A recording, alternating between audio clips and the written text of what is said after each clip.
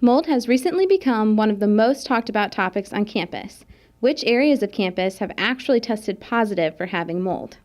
You know, it's interesting that you say that. Not only has it been a topic of conversation here on campus, but in general in the Midwest, we've received over 14 inches of rain since the students have returned, and we have found areas of mold. The interesting thing about mold is that it can actually hibernate for 10 years, or stay dormant rather for 10 years. And when that moist weather hits, it starts to show and starts to grow a little bit more. We have very historical buildings here on campus, so we have found it in a few areas.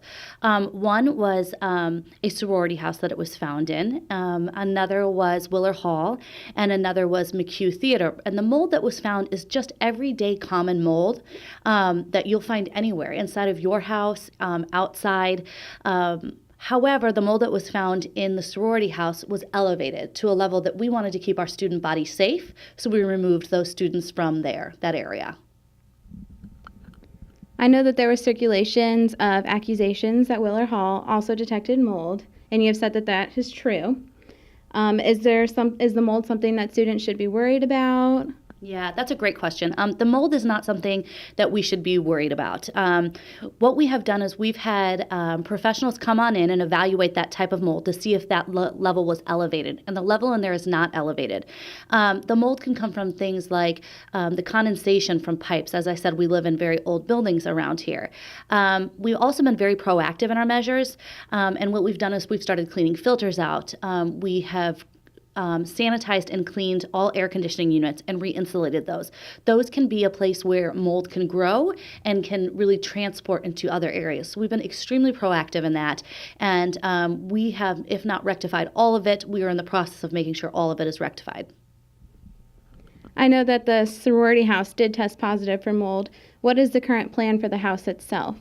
Sure. As I stated earlier, the mold that was found in the sorority house was just an everyday mold. The levels were elevated slightly in that home, and because of that, we wanted to make sure that we felt our students were safe. And so we removed them immediately from that location.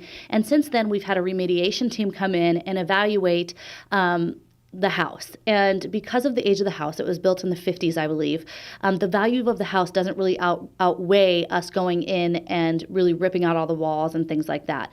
Because if we're going to remediate, we're going to remediate 100%. So the remediation cost is really too expensive to invest into that house. So right now, it's undecided what we will do with that house. And again, what is QU doing, or what has it done so far to make sure that all students are safe? Sure. Well, one of the first things that we did was when we realized that the mold spores were growing. So this is something that we were very proactive in at the very beginning. We didn't wait for somebody to call and complain. The sorority house was a fairly unique situation because we are not in those halls, or rather those houses, like we were in the dorms. But National, who's our maintenance teams and facility teams, they check for mold periodically through the week and through the month. And so when you see there's tiles or anything like that, they're in a process of trying to replace those tiles. If you notice anything, please make a call to us. We would be more than happy to come check it out. Another thing that we've done is we've had an inspector on campus to inspect the entire campus so that we know that we are providing a safe environment for our community here on Quincy University. Do you have any additional comments for faculty or staff or the community in general?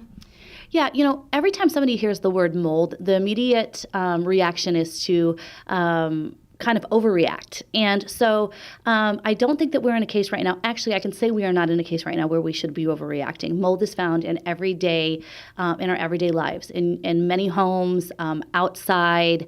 It really feeds itself through different parts of houses and buildings, such as windows and walls and flooring and things like that. So there's no cause for concern here. If we did have cause for concern, we would evacuate those specific areas. We are in the process of remediating all of those issues, and we feel comfortable with where we're at. Thank you. All right.